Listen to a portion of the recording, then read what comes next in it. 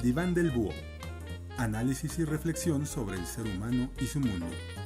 Con Enrique Rendón e invitados. Bienvenidas, bienvenidos.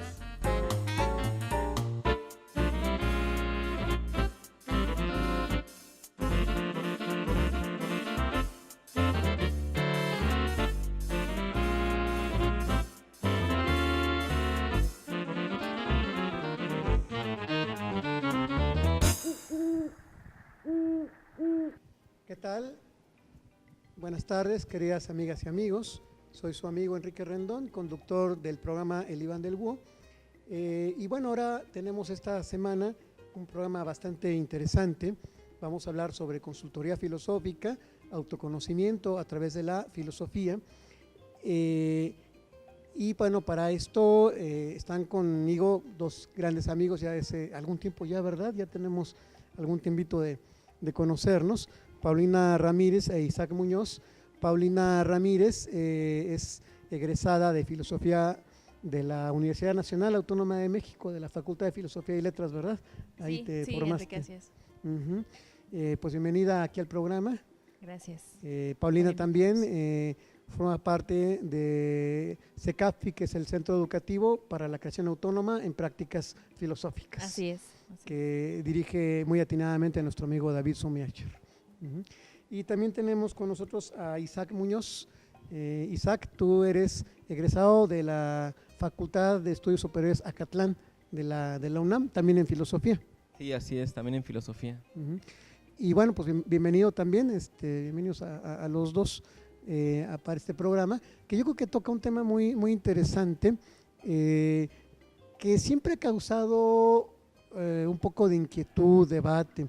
Estaba yo volviendo a revisar el libro de Más Platón y Menos Prozac de Lumarinov, y se acuerdan que hay un capítulo, ¿no?, del libro que dice terapias sin ni pensar en pensar.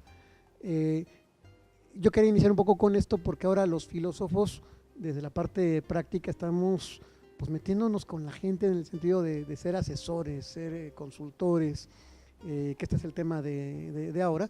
Pero hemos recibido muchas críticas, como le tocó a Marinov en su momento, cuando él empezó con este asunto por el 81, 82, más o menos por allá, de los psicólogos y de los orientadores de la salud mental que atacaron al gremio de los filósofos, en donde decían, bueno, ¿y ustedes por qué van a dar consultoría o consulta? Un filósofo pues más bien está dando clases o está en su mundo de ideas abstracto, y como que ha sido muy difícil ver que los filósofos podemos tener consultorios no psicológicos, sino filosóficos. Entonces no sé si quisieran que empezáramos por aquí sobre este tema o de lo que ustedes vayan queriendo. Entonces pues les doy la palabra a cualquiera de los dos que quiera comenzar a hablar. Isaac. Bueno, sí hay que distinguir, ¿no?, entre consultoría filosófica y psicología, ¿no?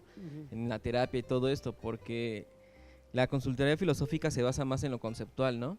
En los conceptos que nos que impactan en nuestra vida y que nos hacen actuar de cierta manera. Yo esto recuerdo mucho que en la antigüedad se decía que había doctores del cuerpo y el filósofo es como el doctor del alma, ¿no? Porque te curaba, ¿no? A los estoicos, a Sócrates, Platón, que no les interesaba tanto, digamos, la psique en el sentido actual de tú tienes un trauma, ¿no? Sino más bien pensar el problema, ¿no? Que es el amor, que es la tristeza, que es la melancolía, que es el enojo, etcétera.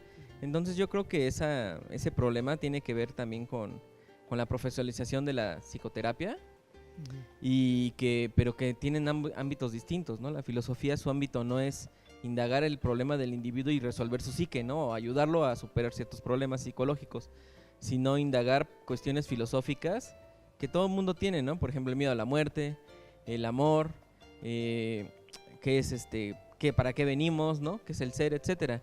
Yo creo que ese problema es porque más que nada no se distingue bien esto, y porque obviamente son distintas dimensiones del ser humano, ¿no?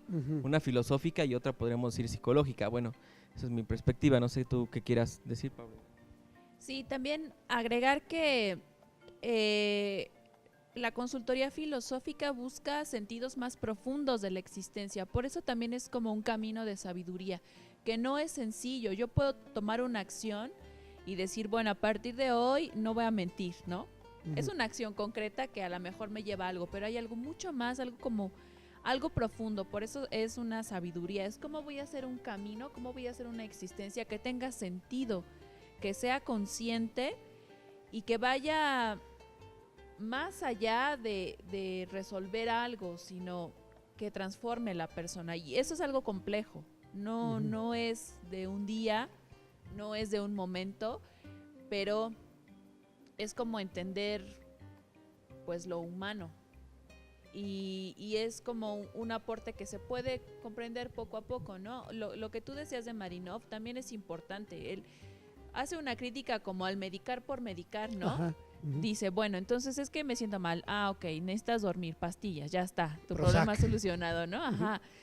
Y él dice, la filosofía va algo más allá, ¿no? ¿Por qué no puedo dormir? ¿Cuál es mi situación en el mundo? ¿Cuál es mi perspectiva? ¿Qué estoy observando? Y eso es lo que yo decía, más profundo aún que tomar una acción concreta y olvidarme de todo. Es un ejercicio reflexivo que incluso impacta, pues no solo en mí, sino en mi comunidad, ¿no? La acción que yo tomé refleja también algo que estoy construyendo y es una responsabilidad también.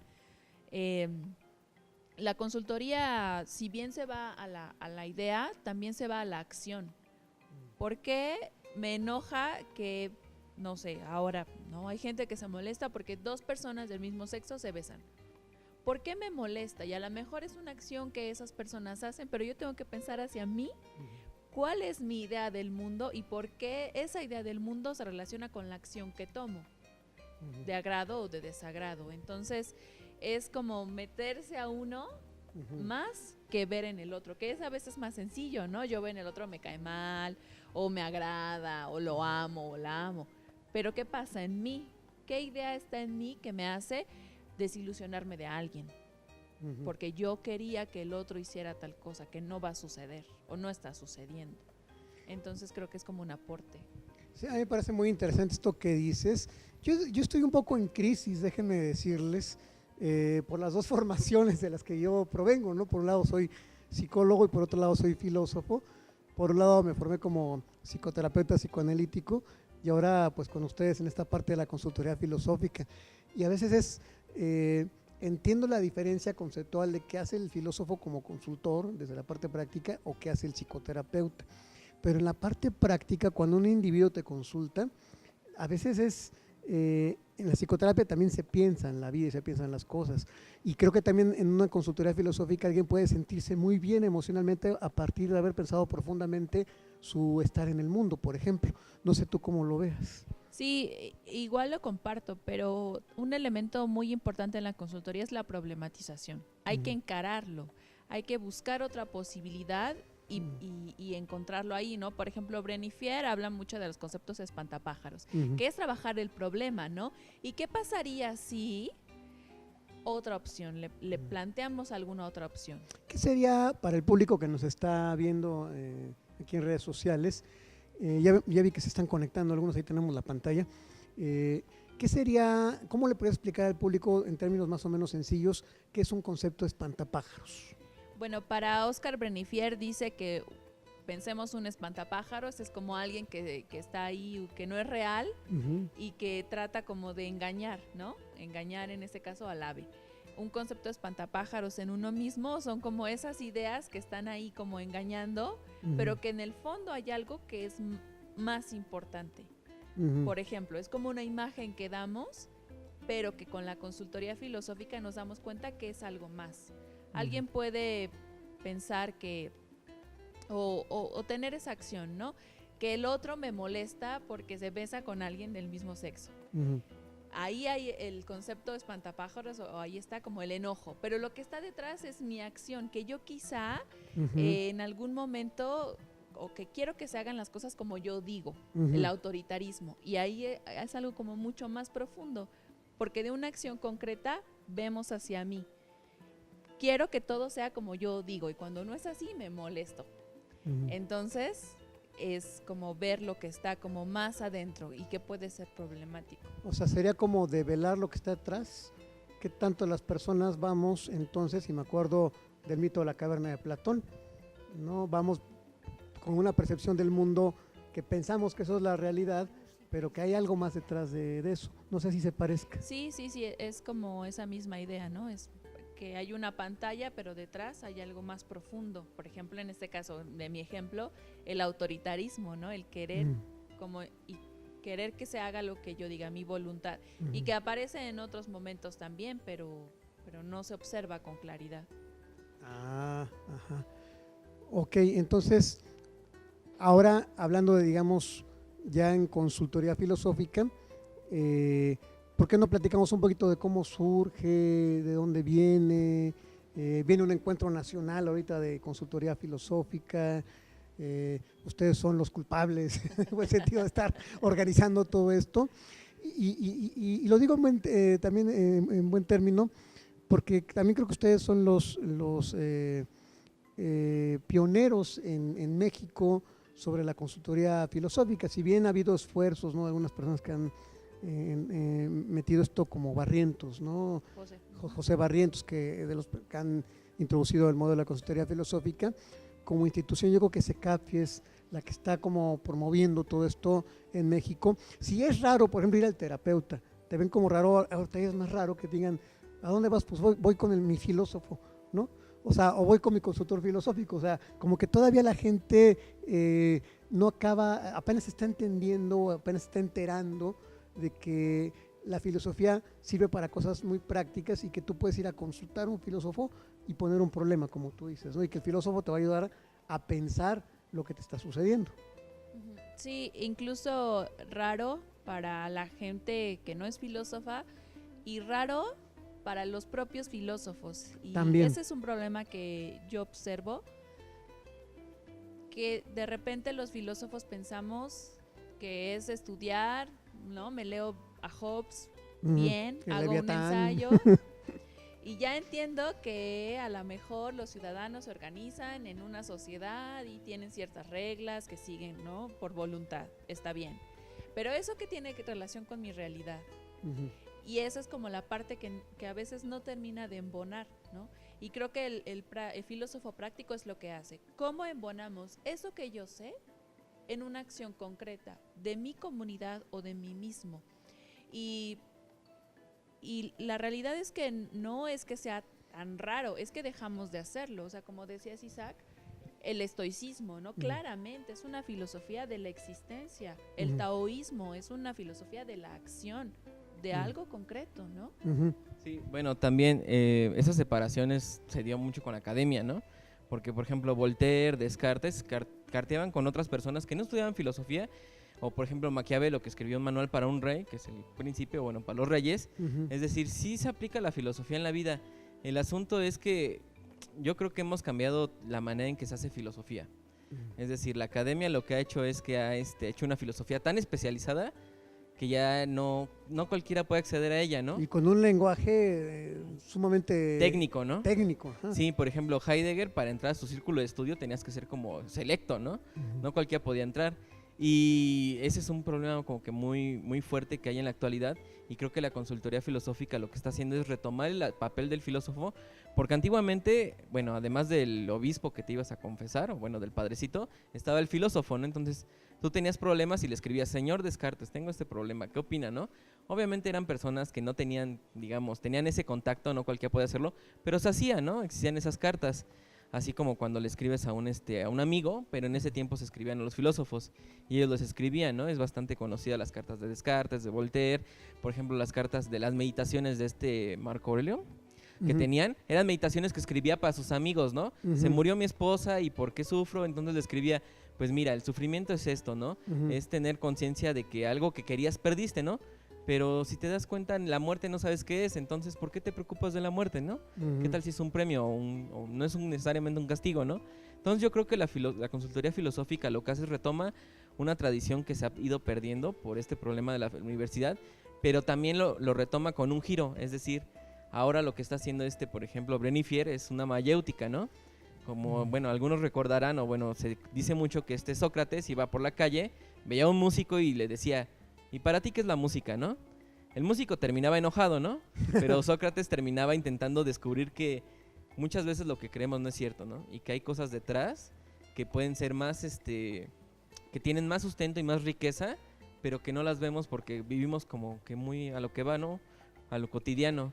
Y yo creo que el mejor ejemplo es Sócrates, porque en la actualidad con Bren y Fier se intenta hacer eso, ¿no?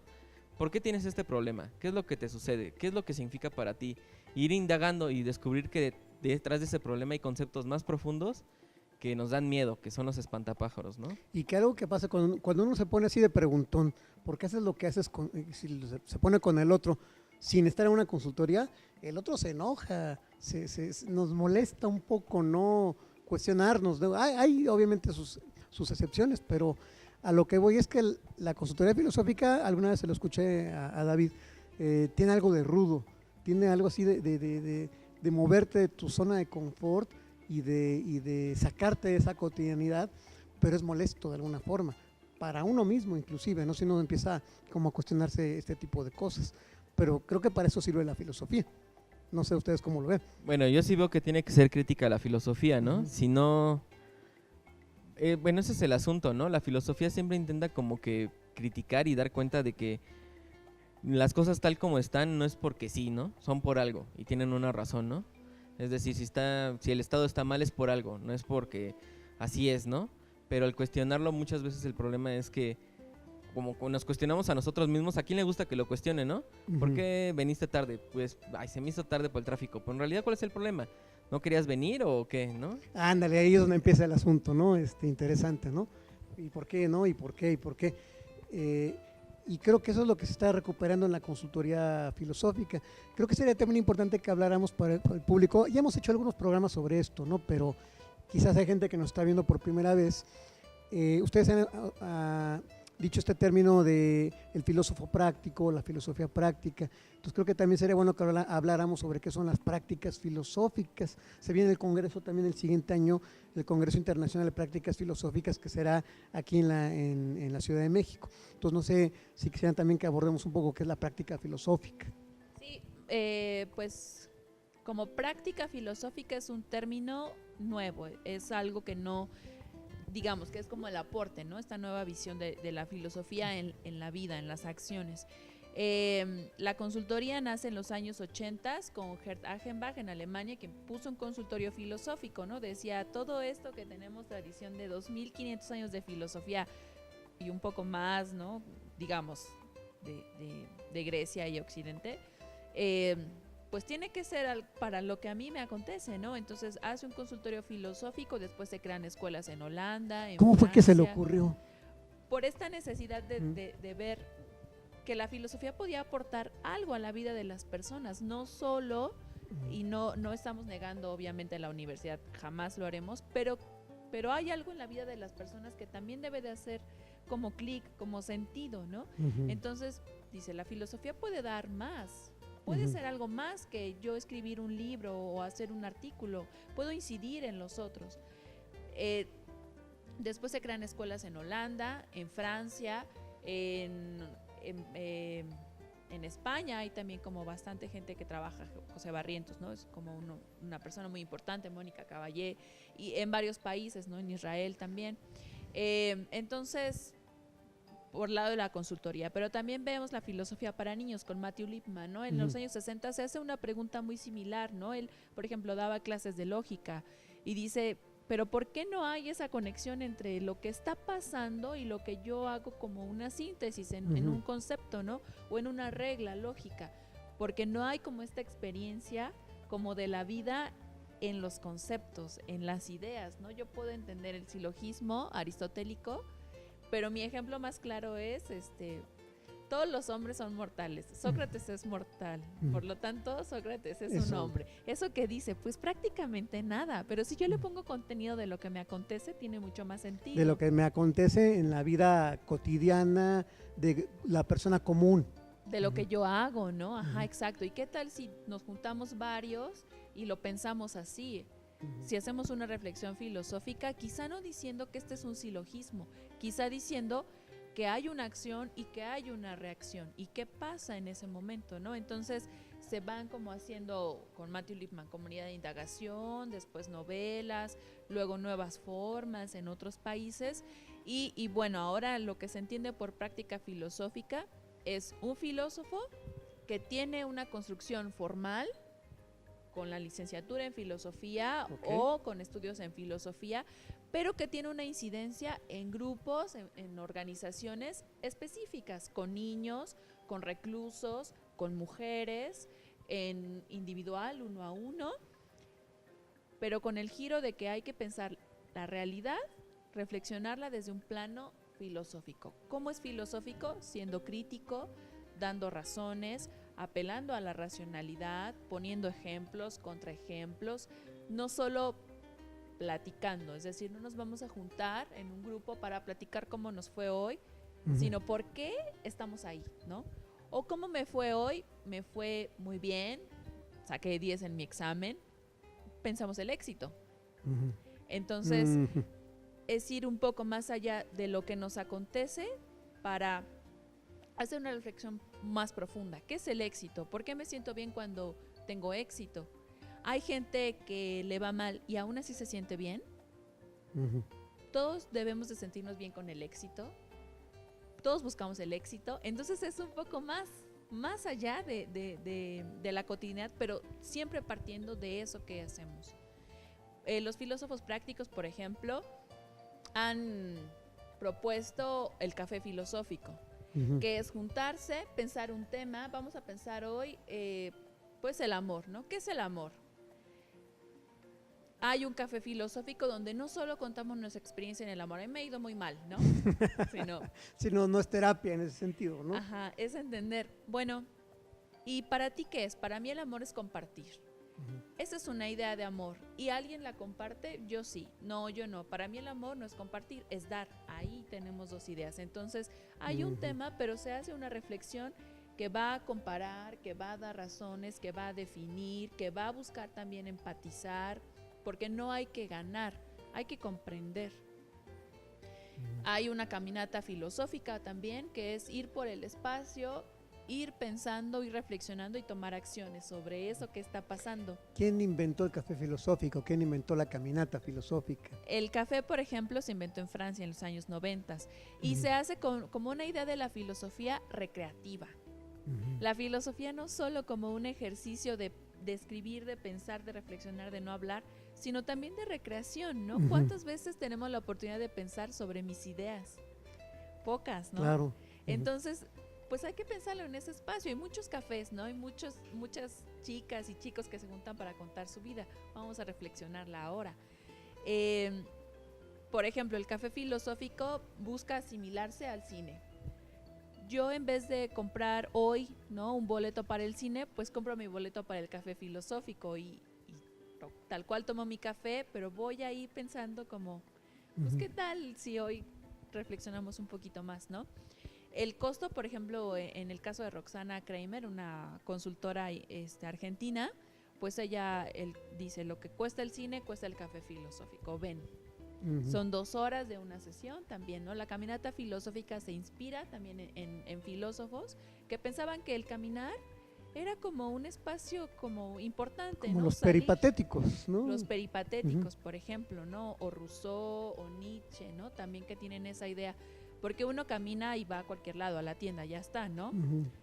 Pero ¿qué pasa si yo hago de ese caminar algo consciente? Caminos de bosque, ¿no? Del propio Heidegger también es como una reflexión a partir de una caminata.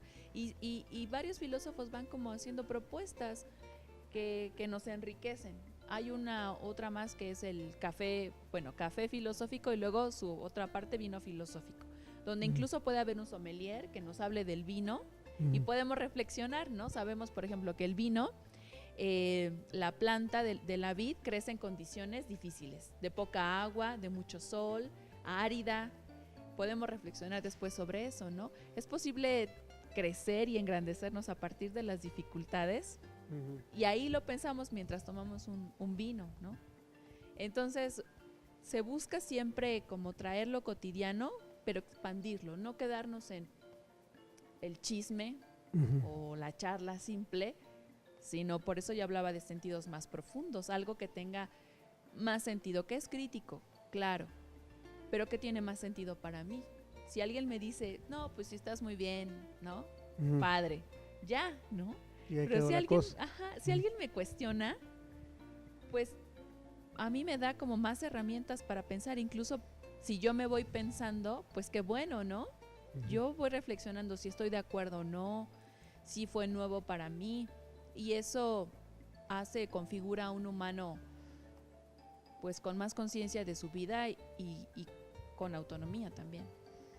Y entonces aquí las prácticas filosóficas son algo relativamente nuevo, entonces el café filosófico, la caminata, la consultoría, la filosofía para niños y más cosas que vayan saliendo al paso del tiempo, pero es como, yo lo interpreto como devolver la filosofía a la gente común y corriente, ¿no? Pues por una parte sería devolver, pero también es comprender que está ahí. Uh-huh. La filosofía está ahí. Solo que a veces no hay reflexión filosófica sobre eso. Pero está ahí, ¿no? Por ejemplo, si yo me siento feliz, ahí está la idea de la felicidad. Si yo siento amor por el otro, ahí hay algo, ¿no? Pero no hay como esos espacios para reflexionar sobre eso que yo pienso, ¿no? Porque yo considero que la filosofía no solo está en las universidades, ni nació ahí, claramente, ¿no? Claro. No, pues si con Sócrates nació en la calle, en el mercado, en el ágora, ahorita que estaba haciendo esto del vino filosófico, pues me acordé del banquete de Platón, ¿no? Debatían las ideas, ¿no? En la comida, acaban pero bien servidos, ¿no? El banquete creo que así termina, ¿no? Es una muy buena borrachera, menos Sócrates, ¿no? pero bueno, entonces creo que esto es muy importante, ¿no? Que podamos ver, ¿no? Todo este aporte que tiene y que tampoco es nuevo, ¿no? Más bien es como un rescatar cosas, ¿no? Me dejaste pensando con estos más de 2000 años de filosofía, y digo 2000 años si tomamos en cuenta la filosofía occidental, porque también algo que yo he visto en la consultoría filosófica y en las prácticas filosóficas es tomar el pensamiento del budismo, del taoísmo, de estos sistemas que han sido considerados a veces no filosóficos, ¿no? Sino como religiosos o de otra manera, pero creo que sí hay una filosofía, perdón, o folclores, ¿no? Pero sí hay una filosofía en el budismo, hay una filosofía en la cultura hindú, y si nos vamos a nuestras tradiciones autóctonas, hay una filosofía mesoamericana, hay toda una manera de una cosmovisión, una manera de ver las cosas, hay una ética, una cosmovisión desde lo náhuatl, ¿no? Me acuerdo ahorita un poco del pensamiento de León Portilla, ¿no? Con la filosofía náhuatl y todos ellos. Pero bueno, tú, Isaac, ¿cuál es como tu postura en cuestión de como consultor filosófico? ¿Cómo ayudas tú a la gente que va contigo? Bueno, también yo diría que es una responsabilidad como filósofo, ¿no? Uh-huh. También hay algunos autores que ven el café filosófico como un espacio para que el filósofo tome como que un papel activo en la sociedad, ¿no? Porque, como decíamos, la sociedad pues no todo el tiempo se está cuestionando, ¿no? Entonces tienes la responsabilidad, digamos, tú como filósofo y que sabes que el pensamiento no es fijo, que ha cambiado, no es lo mismo ser paganos que cristianos y tampoco la actualidad, que somos, dicen, posmodernos. Que quién sabe que seamos ahora, ¿no? Quién sabe que seamos ahora, ¿no? Pero bueno. Que algunos que sí ven que hay una responsabilidad, ¿no? Que la responsabilidad es mover a la reflexión, que las personas empiecen a pensar, ¿no? Y que el filósofo lo que tiene que hacer, más que imponer una opinión y decir, tienes que pensar como Platón, como Nietzsche, como Sócrates, bueno, como Hegel, etcétera, la finalidad es que tú muevas a las personas al cuestionamiento, y cuando lo haces, estás ayudando a la sociedad, estás como que tomando tu lugar como filósofo en la sociedad. Se te creía antes, o bueno, a veces se decía que el filósofo era el alma del pueblo, ¿no?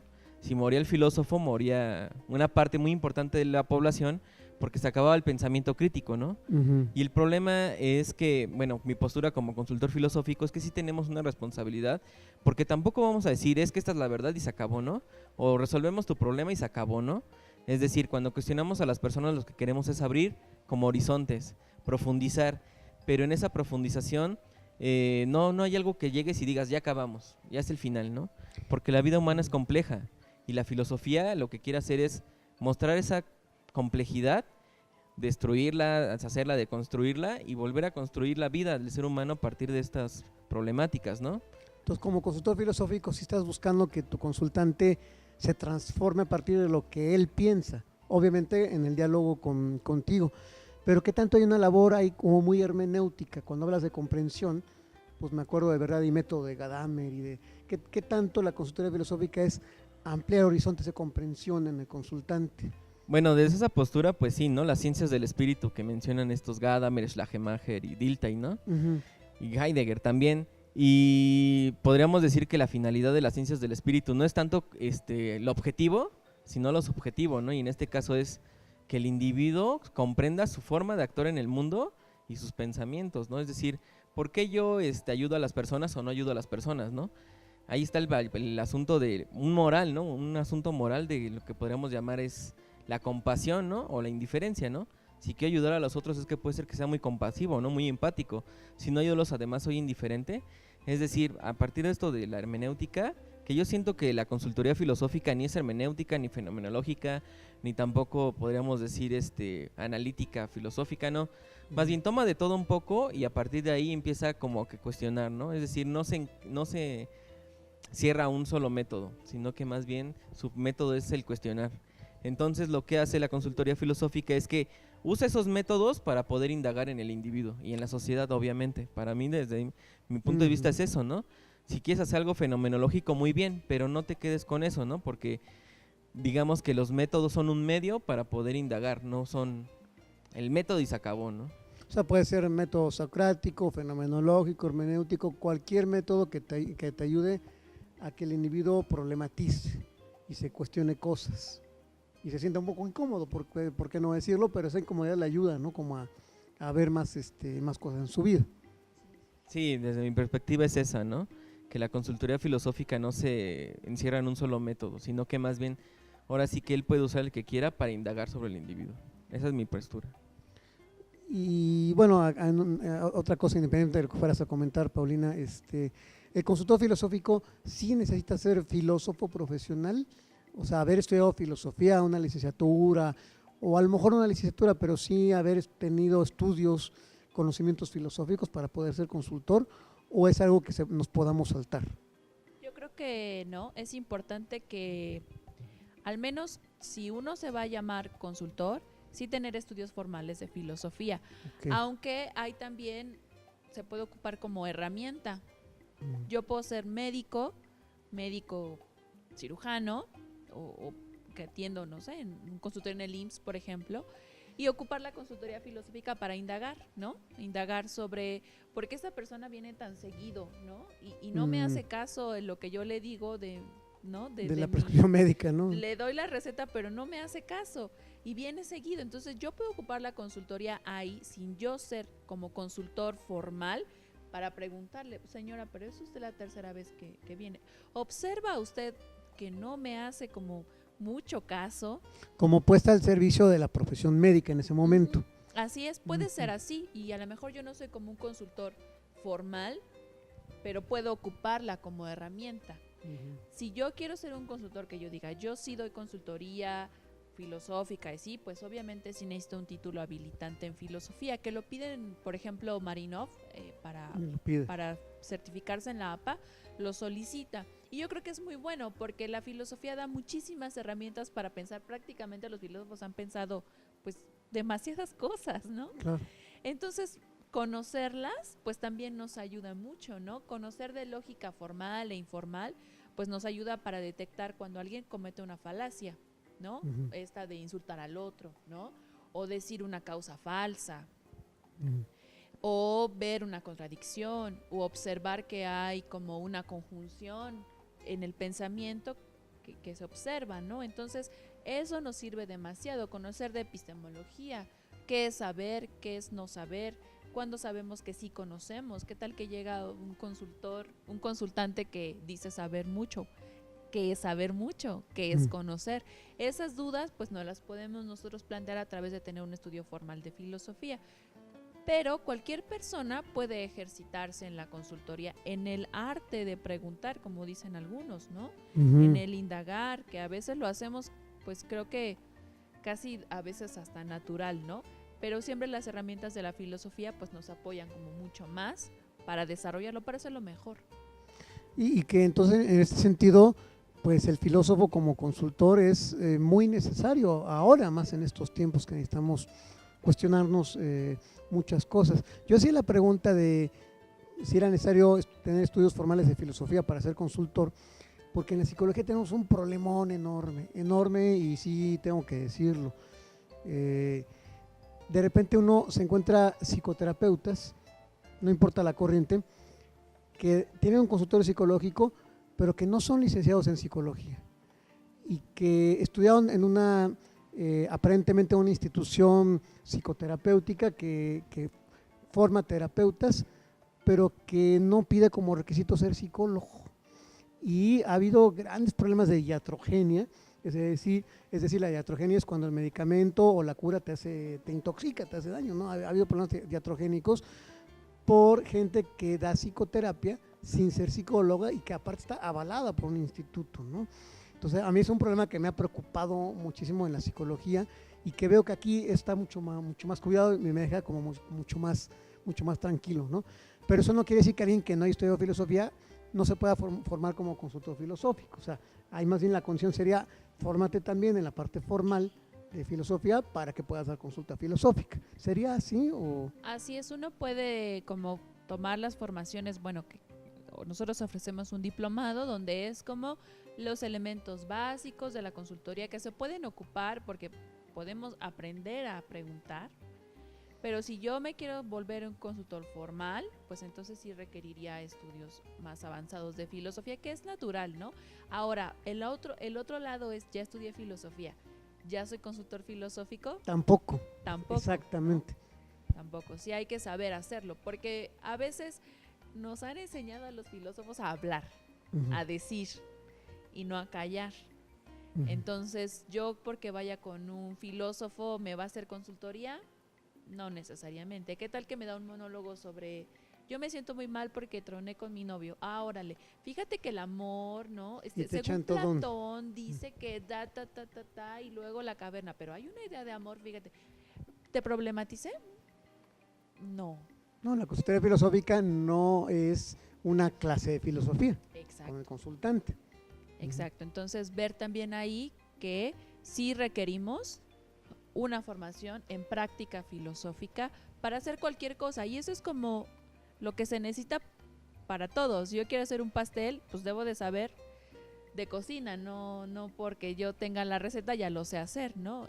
Y así es lo mismo con la consultoría. Yo quiero hacer un café filosófico, tengo que saber claramente cómo se lleva a cabo. La gente que se lo inventó tiene una metodología, tengo que saberla, porque puedo caer en el exceso de hacer un debate y eso para nada es, ¿no? Entonces, sí tener cuidado de lo que estamos haciendo, y creo que es en general en cualquier cosa, ¿no? ¿Por qué no hablamos ya ahorita, no sé cómo andamos de tiempo, si viene la siguiente producción, aquí me avisan, ¿por qué no hablamos sobre el Congreso Internacional de Consultoría Filosófica que ya está para el año que entra, pero en un año se viene de rápido? Y ustedes son parte, y un servidor también, ¿verdad? Somos parte de la organización de este congreso, que ya es el 15º congreso de prácticas filosóficas, no nada más de consultoría, sino de prácticas filosóficas. ¿Cómo surge esta idea de los congresos internacionales y por qué ahora se va a hacer en México? Pues bueno, como dices, Enrique, es el 15º congreso. El primero se hizo en el año de 1994 y lo organizó Ran Lahab y Lumarinov, con esta necesidad como de, hay demasiadas prácticas, pues tenemos que juntarnos, ¿no? Y se ha ido haciendo en varios países, en Holanda, en España, en Italia, en Corea, en varios lugares. Entonces, bueno, ahora se propuso en México. Se va a llevar a cabo del 25 al 29 de junio y se van a reunir muchos tipos de prácticas filosóficas, como la consultoría, filosofía para niños, filosofía para organizaciones, que no se restringe a empresas, pueden ser gente que trabaja con ONGs, gente que trabaja con el ejército, gente que trabaja con grupos vulnerables, en cárceles.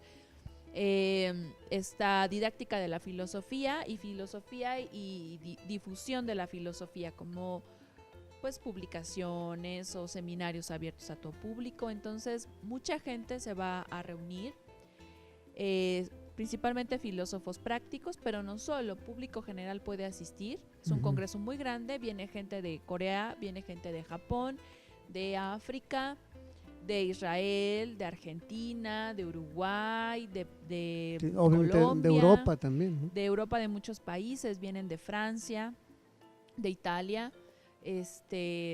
tal vez de Reino Unido, muy probablemente, de Alemania. Muchísimos países se van a conjuntar en este congreso. Es muy grande y es un logro que tenemos nosotros que celebrar, Claro. porque es el primero que se hace en América Latina y se va a hacer en México.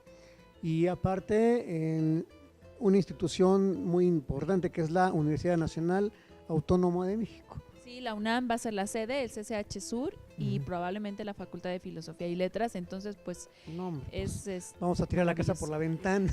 sí, la verdad es que es una gran oportunidad que cualquiera se puede acercar. Va a haber muchos talleres. Hay, por ejemplo, un taller que es sobre la obscuridad. Dice, dentro de la obscuridad. ¿Cómo trabajamos filosóficamente en un cuarto oscuro con guía de un filósofo? ¿Qué podemos hacer ahí, no? Ujú. Hay otro que es sobre arte. Hay quizá también, muy probablemente, venga un cabaret filosófico. Entonces, ahí hay muchas propuestas muy interesantes que podemos vivenciar y aprender, ¿no? Ujú.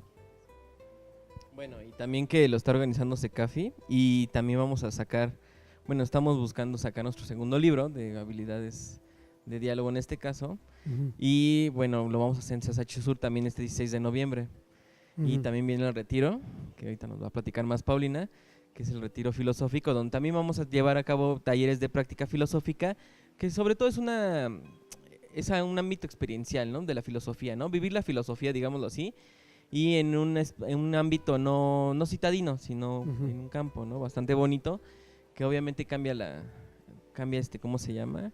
La experiencia filosófica, digámoslo así, ¿no? No es lo mismo bueno, obviamente Heidegger siempre se iba a su cabaña, ¿no? A hacer filosofía y no es una mera coincidencia, ¿no? Ujú. También viene el retiro filosófico. Que en este retiro filosófico se va a dar el primer encuentro nacional de consultoría filosófica. Entonces son varias cosas, ¿no? El Encuentro Nacional de Consultoría Filosófica junto con el retiro y el año que entra el Congreso Internacional de Prácticas Filosóficas. Sí, es el congreso, pues es del 25 al 29. Está abierta la convocatoria para participar con ponencias, talleres, presentaciones de libro, presentación de cartel. Y en noviembre, del 17 al 20, tenemos el retiro filosófico y primer encuentro nacional de consultoría filosófica.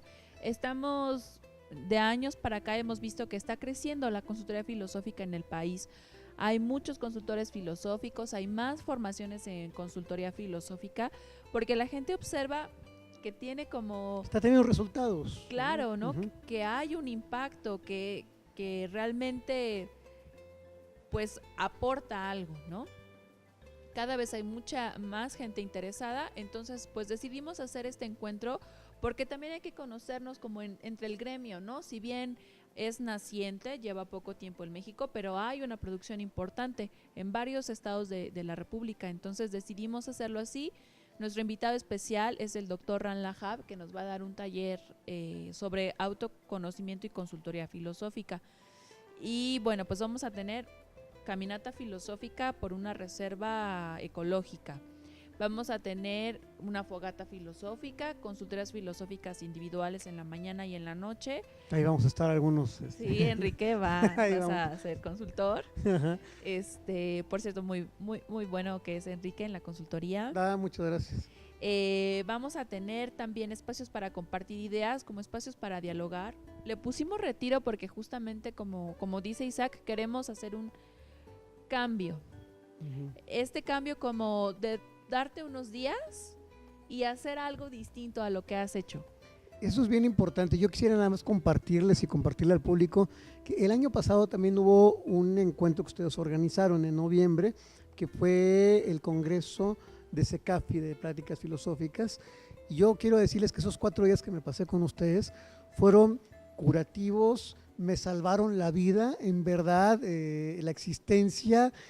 O sea, fue realmente un espacio muy importante para mí. La experiencia de veras es muy padre. Yo sí quiero recomendarla para el público que quiera ir por allá, ¿no? Entonces, es como darse unos días en donde te vas de la ciudad, te vas a otro ámbito y como para darte la oportunidad para pensarte. A mí me gusta mucho el tema, ¿no? del Congreso ahorita de noviembre, que le pusieron autoconocimiento a través de la filosofía. Y así podríamos definir a la consulta filosófica, que es una manera de conocernos a nosotros mismos a través de las herramientas que nos brinda la filosofía. Sí, autoconocerse y autotransformarse. Y con autotransformarse es ir más allá de uno mismo. Por eso también te hablaba de autonomía, porque autonomía es como ir más allá de uno y comprometerse con su propia causa y ser responsable en eso. Entonces, pues sí, este encuentro es como para darnos como ese espacio, convivir con el otro, convivir de una manera pues armoniosa, amigable y pasar un tiempo tranquilo, pues sí, de relajación, pero también vamos a tener formación, o sea, llevamos como esa parte. Yo aprendí cómo hacer una caminata filosófica. Padre, ¿no? Porque yo la voy a aplicar en mi escuela, ¿no? Los voy a llevar por el campus a hacer una caminata, ¿no? Yo hice una caminata filosófica ahora que fue un evento que fui al Instituto Tecnológico de Culiacán y lo aprendí precisamente con ustedes y con Angélica Enríquez, que también es una persona muy allegada aquí a CECAPFI. Y fue muy padre, ¿no? De repente ir con los maestros haciendo preguntas importantes en ciertos puntos, ¿no? De la caminata. Entonces creo que es muy importante esto, no se lleva como muchas cosas muy ricas, ¿no? No está una fogata filosófica, ahora me va a tocar a ver cómo es una fogata filosófica. O hicieron una el año pasado de aquasofando, ¿cómo le llamaron esa experiencia? Sí, aquasofando. Pero era como estar en un albergue, también estar ahí haciendo cuestionamientos. Sí, era, por ejemplo, ese aquasofando fue algo que se nos ocurrió. Entonces era estar en una alberca, hacer actividades, así hacer movimientos, jugar con el otro, danzar con el otro y tener como un momento distinto, ¿no? Porque a veces uno se mete en la alberca y ya nada y como que no hace mucho, ¿no? A menos que uno sea un profesional, claramente, ¿no? Pero este era como un espacio para disfrutar y pensar un poco, ¿no? Hacer como otra cosa en una alberca, en este caso con filosofía. Y pues en este lugar también buscamos como eso, como les decía, es una reserva, lo cual quiere decir que está cuidado. ¿Cómo se llama el lugar? Es Centro Ecoturístico Río Grande, está en la localidad de Acaxochitlán, en Hidalgo, a 45 minutos de Tulancingo. Uno toma la carretera y va a encontrar una presa, es un lago ahí limpio, con agua cristalina. No vamos a encontrar Walmart, no vamos a encontrar ciudad, vamos a encontrar bosque y cuidado por la gente de la localidad. Entonces es un ambiente muy cálido y es pues también una responsabilidad social. Por ejemplo, estas personas que lo manejan, los alimentos que ellos pues ofrecen son de los que siembran de su maíz, de su milpa. La fruta pues la traen de otras cosechas. Hay como un comercio de la localidad y eso es también muy importante, ¿no? Porque cuida el medio ambiente y promueve pues las prácticas ecológicas. Pues me parece como muy valioso toda esta labor que, permítame que me incluya, que estamos haciendo, digo yo poniendo mi granito de arena y utilizando aquí también las redes sociales para hablar de esto. Y yo creo que ahorita en estos tiempos, tú que hablabas ahorita de la posmodernidad, Isaac, ¿no? Estos tiempos posmodernos donde tenemos terapias rarísimas y coaching ontológico y una serie de cosas que yo no acabo de entender, no puedo hablar ni bien ni mal de esos modelos. Creo que nos viene muy bien la filosofía ahora. En estos tiempos hay como un resurgir, como no sé cómo llamarlo, de una tradición milenaria, como ha sido la filosofía, y que es muy actual, que es totalmente actual, y que la filosofía, como la estamos ahora enfocando, responde a las necesidades de la gente actual, posmoderna, como tú quieras entender ese término, porque te puedes decirme, ¿qué es posmoderno, Enrique? ¿No? ¿Qué tienes posmodernidad, no? Pero creo que es muy, muy importante esto, ¿no? No sé, Isaac, si quisieras como comentarnos algo más sobre los eventos próximos o tu experiencia como para ir cerrando esta entrevista. Bueno, pues ha sido muy enriquecedor porque obviamente la filosofía no está en los libros como tal. Es decir, los libros simplemente son para que alguien que tenga una idea o un mensaje lo transmita a alguien más, ¿no? En un tiempo y en un momento distinto, ¿no? Es decir, no sé, Miguel de Unamuno ya se murió hace tiempo, pues yo puedo leer sus obras y entender el problema que él veía, ¿no? Si la existencia valía la pena vivirla o no. Y por qué sufrimos, ¿no? Y el asunto es que muchas veces nosotros cuando leemos filosofía, como que no lo llevamos a nuestra vida, ¿no? Muchas veces se queda como un elemento de conocimiento y que funciona para pasar ciertas materias si estás estudiando filosofía y ya, hasta ahí se acabó, ¿no? Pero con la consultoría filosófica también algo que se le llama acompañamiento filosófico, que es que tú, bueno, vas haciendo la consultoría filosófica, pero de vez en cuando leen un fragmento de un filósofo y dices, ¿y a ti qué te parece, no? No sé, dices, es que yo no sé por qué ya no amo a mi pareja. Entonces empiezan a leer y leen un fragmento del Banquete que habla del amor y ahí dicen, no, es que el amor simplemente es el deseo carnal por alguien más, ¿no? ¿Tú qué opinas? Si es así, entonces cuando lees el texto, ya no simplemente es un texto de información, sino que lo aplicas a tu vida. Mi experiencia con CECAFI ha sido esa, que he visto la filosofía desde otra perspectiva y que ha enriquecido mi misma formación filosófica, ¿no?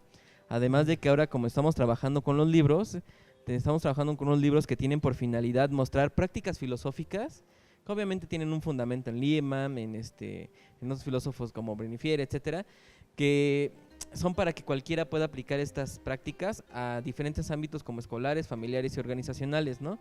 Entonces, por ejemplo, si quieres hacer que un grupo se conozca mejor y rompan el hielo, puedes hacer una práctica donde las personas vayan diciendo, a mí me gusta esto, a la otra persona le gusta esto, y empezar a ver en qué se diferencian y decir, bueno, vemos que hay diferencias, ¿no? Pero en qué también hay que comparten, ¿no? Y esto, aunque no parezca muy filosófico, sí tiene un trasfondo, que es escuchar al otro, que es muy difícil en estos tiempos, sobre todo en las redes se vuelve más difícil porque ya no lo escuchamos, sino que lo vemos. Y muchas veces lo juzgamos, ¿no? Alguien dice, es que a mí no me gusta tal música y lo juzgamos, sabes que tú eres prepotente, etcétera, pero ¿de verdad estamos compartiendo con el otro?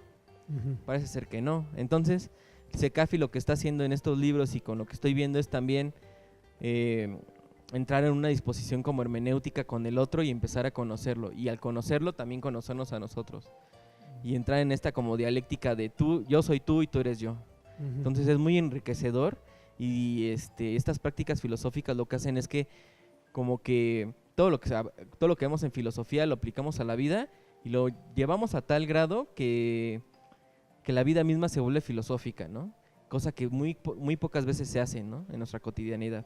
Y que creo que es bien importante, ¿no? Que nuestra vida sea cada vez más así, más filosófica, porque si no nos quedamos en el juicio, en la condena, y nos perdemos la oportunidad de poder cuestionarnos la propia vida, ¿no? En esos términos, ¿no? Yo más quería también, como un corolario así pequeño, preguntar qué podría aportar la práctica filosófica a este asunto que tuvimos de crisis social que hubo con el terremoto que vivimos hace ya mes y medio. Entonces, ¿qué podemos hacer los filósofos prácticos si llega, por ejemplo, un consultante con una crisis, que vamos a pensar que ya fue a ver al psiquiatra, ya le dieron su Ritalin, o ya le dieron su Prozac, ya fue con el terapeuta, ya trabajó su crisis emocional? Nosotros como filósofos, ¿qué podemos aportar a la gente en esta crisis social que apenas empieza de alguna forma? Pues hay varias cosas. Primero, puede ser verlo grupal o individual. ¿Cómo podemos hacer un trabajo de reflexión sobre crisis grupal? Proponiendo pues quizá un texto para leerlo, un texto que sea un pretexto para iniciar una discusión. ¿Cómo me siento yo? ¿Cómo actúo yo? ¿Por qué actué así? A veces nos saca de desconcierto, pero en ese momento no supimos qué hacer, ¿no? Nos quedamos paralizados. Algunos actuamos, otros nos fuimos, otros llamamos, no sé. En un grupo podemos ver cada uno qué hizo. ¿Por qué hicieron eso que hicieron? ¿Habían pensado antes en esta situación? ¿Qué es una crisis? Todos vivimos igual una crisis. Y proponerles quizá un texto. Miren, el Tao habla de una acción. ¿Qué piensan ustedes? ¿Las acciones son importantes en un momento de crisis? Lo pensamos, ¿no? En una consulta individual podríamos pensar algunas cosas como ¿y por qué actué como actué? ¿Por qué me dio miedo? ¿Qué es el miedo? ¿El miedo es lo mismo para todos? Y a lo mejor leer un texto entre ambos, discutirlo, reflexionarlo. ¿Regularmente siento miedo o solamente huyo?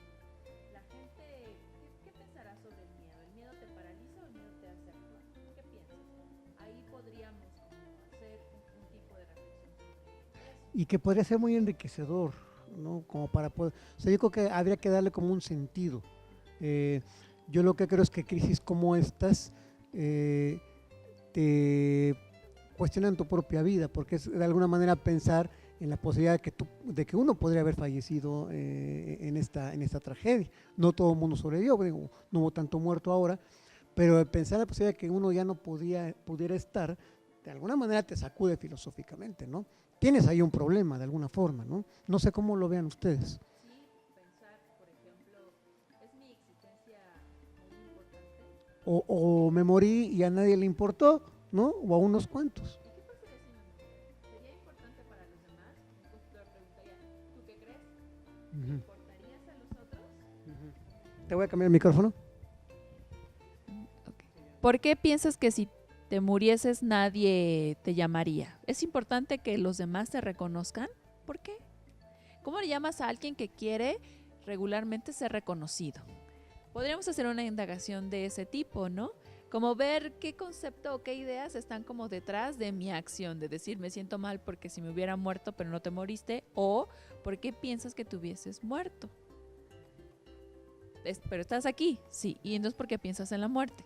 Ahí a lo mejor podríamos hacer una reflexión de ese tipo, ¿no? Individual y en grupos también. Y bueno, quisiera aclarar que la consultoría es como para cualquier persona. Todos tenemos dudas en nuestra existencia, ¿no? ¿Por qué siempre llego tarde a todos lados?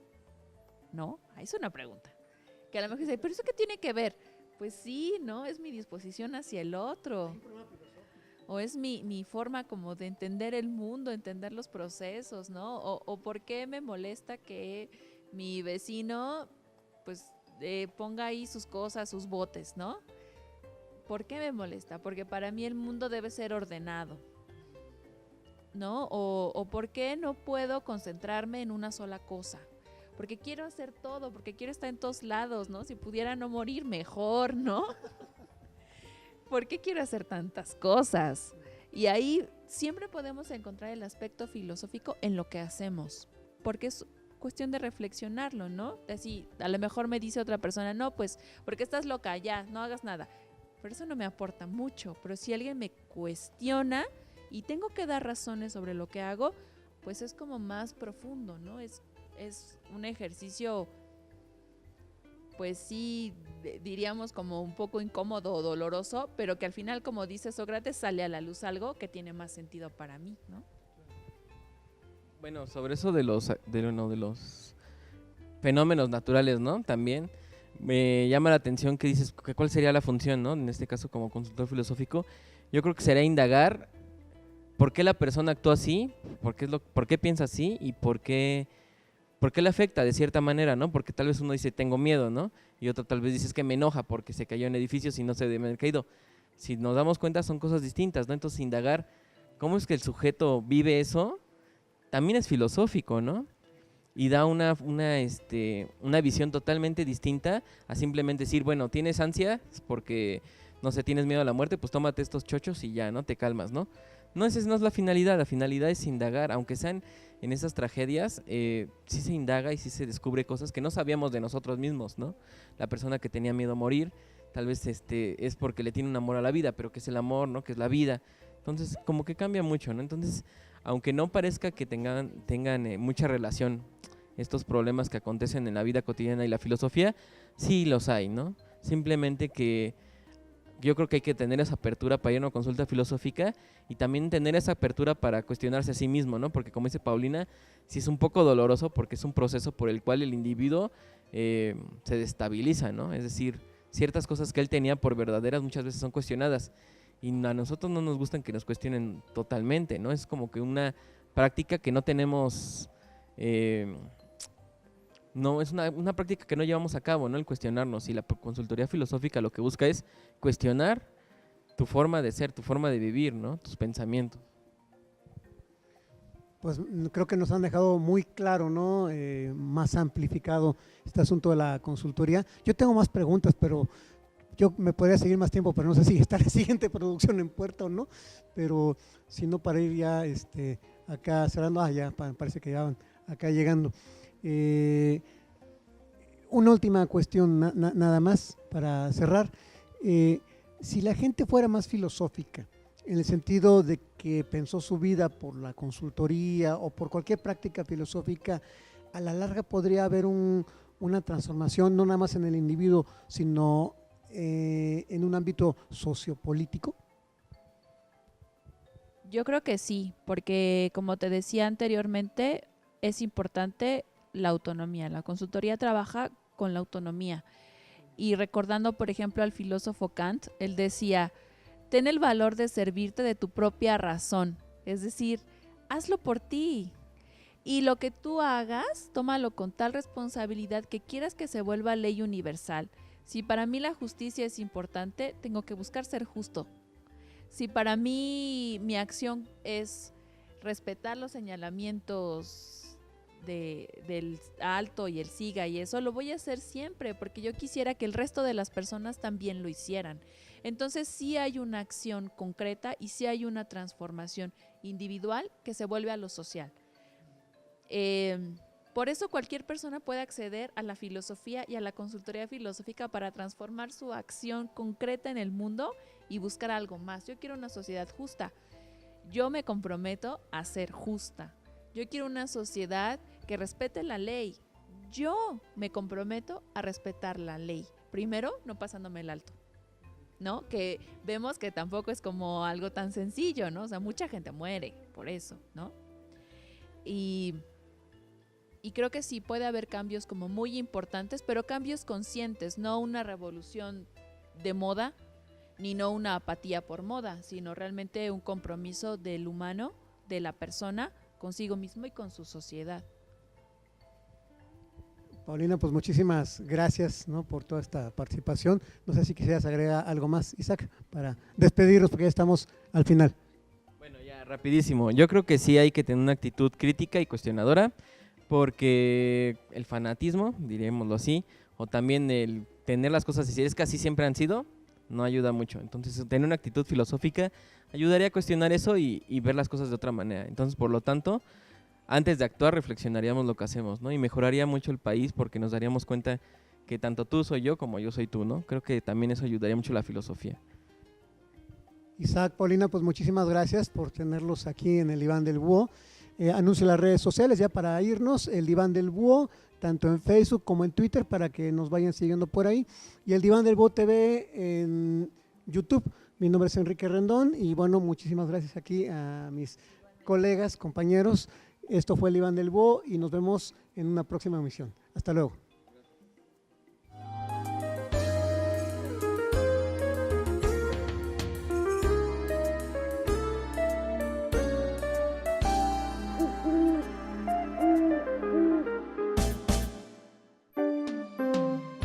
Gracias por escucharnos en el Diván del Búho. Los esperamos la próxima emisión con Enrique Rendón e invitados.